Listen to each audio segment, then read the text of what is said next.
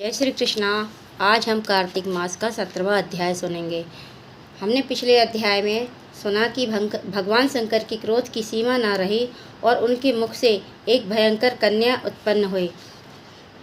नारद जी कहते हैं, उस समय शिवजी के गण प्रबल थे और उन्होंने जलंधर के शुंभ निशुंभ और महासुर कालनेमी आदि को पराजित कर दिया।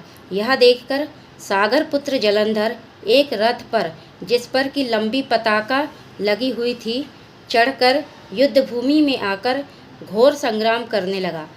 इधर जयशील शंकर के गण भी युद्ध में तत्पर होकर गरजने लगे।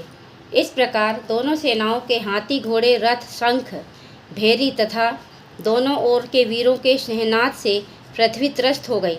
तत्पश्चात जलंधर ने कोहरे के समान वाणी को फेंककर पृथ्वी से लेकर आकाश तक व्याप्त कर दिया और नंदी को 5, गणेश को 5 तथा वीरभद्र को एक साथ 20 बाण मारकर उनके शरीर को छेद दिया और मेघ के समान गर्जन करने लगा। यह देखकर रुद्र पुत्र कार्तिकेय ने भी दैत्य जलंधर को अपनी शक्ति उठाकर मारी और घोर गर्जन किया, जिसके आघात से वह पृथ्वी पर गिर पड़ा।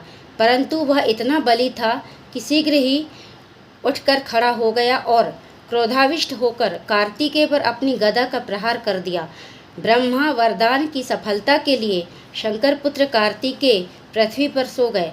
गणेश जी और नंदी भी व्याकुल होकर गदा प्रहार से पृथ्वी पर गिर पड़े। वीरभद्र का सिर फट गया और बहुत सा रक्त बहने लगा। वीरभद्र को पृथ्वी पर गिरा देखकर शंकर के गण चिल्लाते हुए संग्राम भूमि छोड़कर बड़े वेग से भाग निकले। जय श्री कृष्णा।